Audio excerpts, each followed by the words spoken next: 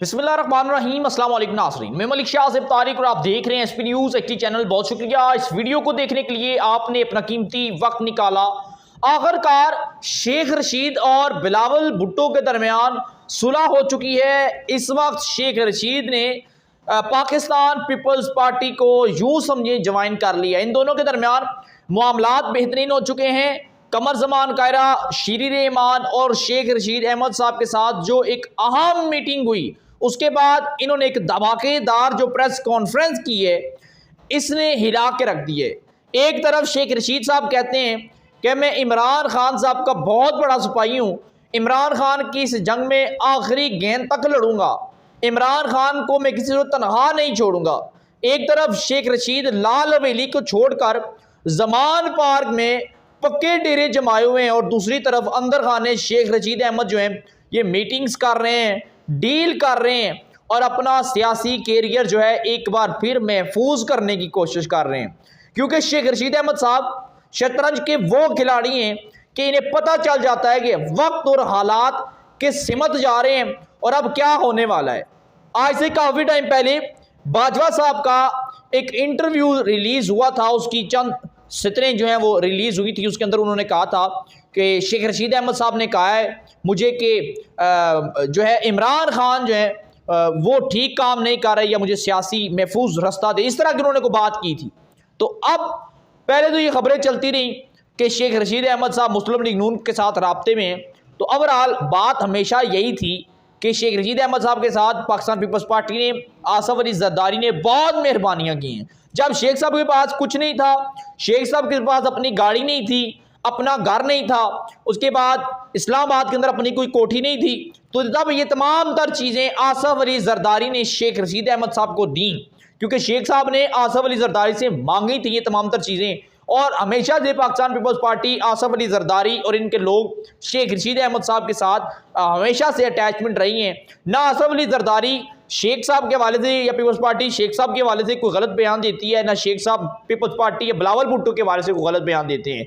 शेख साहब ने जब भी बिलावल के हवाले से बात की तो बड़े ही नरम लहजे और बड़े ही खुशगवार मूड के अंदर और बड़े ही मोहब्बत के साथ वो तमाम तर बिलावल भुट्टो के हवाले से जो बयानात देते रहे, आज उसका खुलम खुला सबूत मंजर यहाँ पर आ चुका है कि एक तरफ शेख रशीद अहमद जो है वो पीपल्स इमरान खान के साथ भी जमान पार्क के अंदर डेरे जमा कर उनके साथ मीटिंग करते हैं, उनकी बातें उठा कर पाकिस्तान पीपल्स पार्टी के साथ शेयर करते हैं, बिलावल भुट्टो, आसफ अली जरदारी के साथ शेयर करते हैं।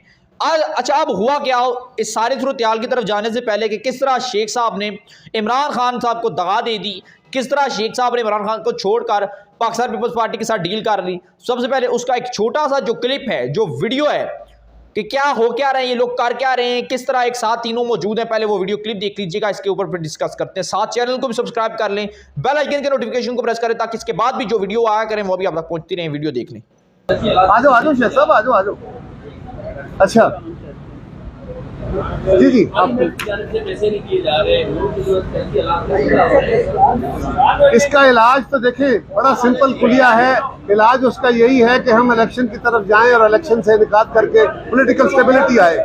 मेरा आपसे सिंपल सवाल है, क्या आपको नादिर कहा कि इस केस से ताल्लुक नहीं है? क्योंकि जी नाज़रीन इकराम, आपने ये वीडियो देख ली होगी कि शेख रशीद अहमद साहब जब बाहर आ रहे थे तो ऑलरेडी कमर जमान कायरा और शीरी रहमान साहिबा जो कि पाकिस्तान पीपल्स पार्टी के सीनियर रहनुमा हैं, ये प्रेस कॉन्फ्रेंस कर रहे थे। 30 अप्रैल जो सूबाई इंतखाबात मुलतवी हुए और अक्टूबर के अंदर ये कौमी इंतखाबात चले गए हैं, सूबाई और कौमी इंतखाबात चले गए हैं, और इस हवाले से ये प्रेस कॉन्फ्रेंस कर रहे थे। तो उतनी देर तक शेख रशीद साहब जब बाहर आए उस प्रेस कॉन्फ्रेंस के पास, वह आकर खड़े हो गए तो कमर जमान कायरा शेख साहब से मुखातिब होते कहते हैं, शेख साहब आप पीछे क्यों खड़े हैं, आप आगे आ जाएं, हमारे पास आ जाएं, आए मिलकर प्रेस कॉन्फ्रेंस करते हैं।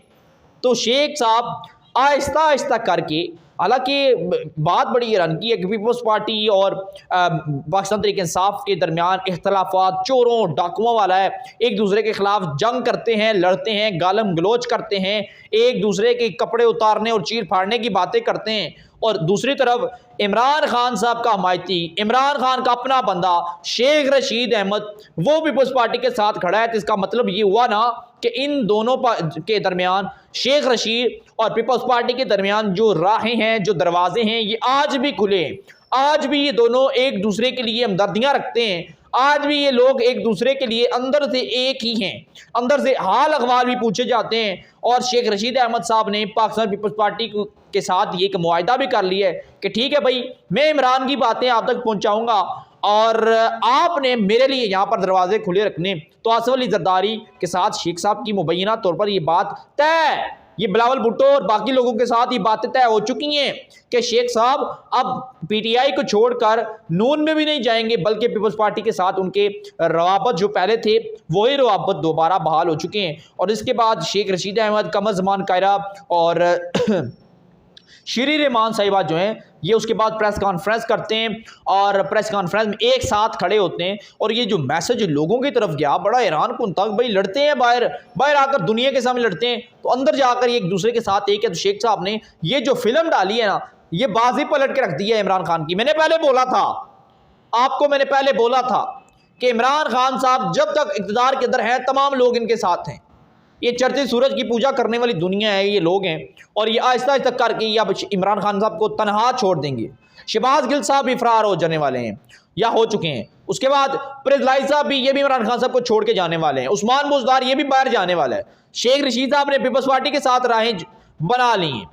फवाद चौधरी साहब ये भी पीपल्स पार्टी में जाने वाले हैं। ये भी मैं आपको पहले ही बात बता दूं, क्योंकि जो खबरें हम तक पहुंच रही हैं कि ये जो लीडर सारा दिन क्या करते हैं, किसके साथ बैठते हैं, किसके साथ उठते हैं, किसके साथ फोन पर बात करते हैं, ये तमाम तर चीज़ें रुकती नहीं हैं। आज डिजिटलाइज दौर हो चुका है। जो सियासतदान करते हैं वो पता चल जाता है आवाम को, किसी न किसी रेफरेंस से पता चल जाता है नाज़रीन।